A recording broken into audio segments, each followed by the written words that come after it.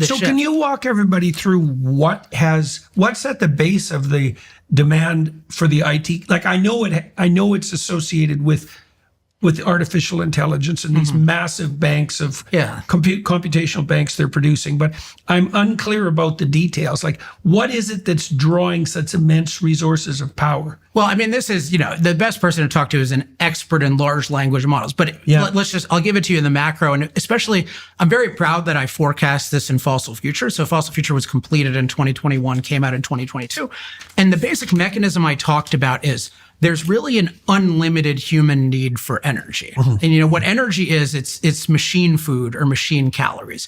And historically, the major use of energy has been to expand and amplify human physical labor. So by expand, I mean via machines. So we can do things that we couldn't do. Like we can power an incubator with energy. We can't get 5 humans together and make an incubator, right? We can't get 1,000 humans and make a plane. So one thing energy and machines do is they expand our productive abilities.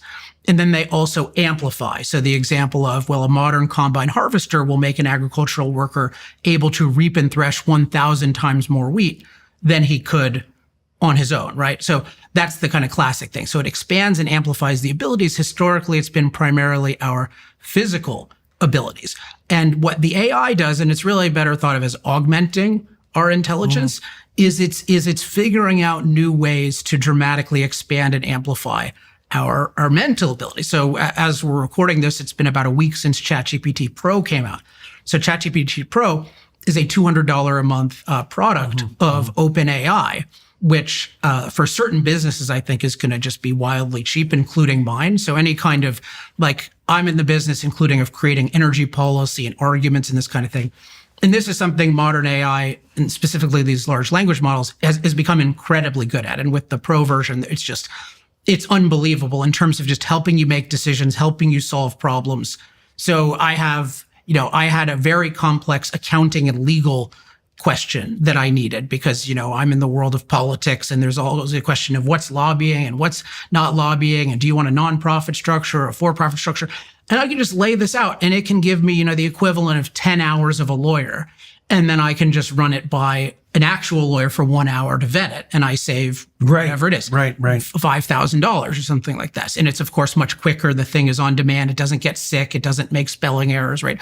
It's this thing. But the way in which we do this is the computation involved is sort of incredibly, to call it crude is not quite the right way to put it, but it's very energy intensive. It's not nearly as energy efficient as our brains. I mean, it's not even remotely as energy efficient. Yeah. And basically part of what it does is it just scans the entire sum, at least in terms of words, of human knowledge and everything that we've ever created to find patterns in these very sophisticated ways. And this is where I'm no longer an expert. But the key thing is to amplify our mental abilities to our maximum capability right now requires this incredibly energy intensive thing that people are very, very excited about. Yeah, so our brains are remarkable not only for the fact that they're intelligent, but for the fact that they're insanely energy efficient. Right, and so we don't have there's a lot of stuff in biology that's just insanely efficient that we have not been able to replicate with non-biology, and this is the thing. But of course, the great thing about energy is we don't need to be as efficient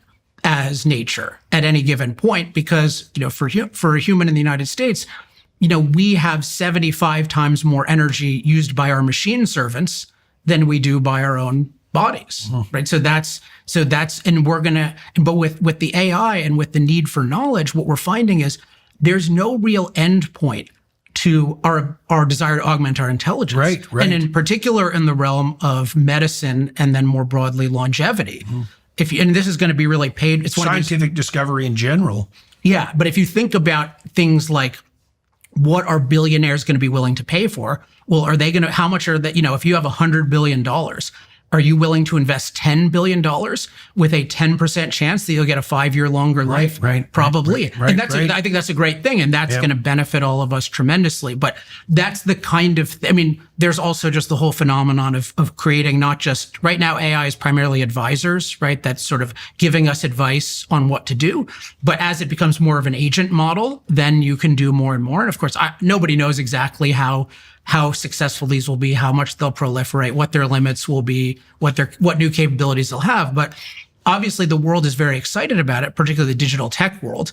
From a security perspective, we view it as existential, which I think is a correct read on it, given the power, like in every sense of this, including metaphorical. And the rate of change. Yeah, it's just, this is the kind of thing you want to be very much on top of. Yep. So for all these reasons, there is huge urgency I think proper urgency in the digital tech world even to keep ahead of the Chinese, for example. Yeah, right. And you're seeing that. And I think somebody like, Burgum in the new administration, like this is a big focus of his in particular. It's like he's very sensitive to the national security implications of AI. Well, so it's lovely to see Yeah. that when push came to shove, so to speak, that the big tech companies in the United States returned to their own narrow self-interest and made the right bloody decisions. Yes, really, it's really something to see. And that's not, I'm not even so cynical about that. I mean, this is, I think, part of why sometimes populations will have better conclusions than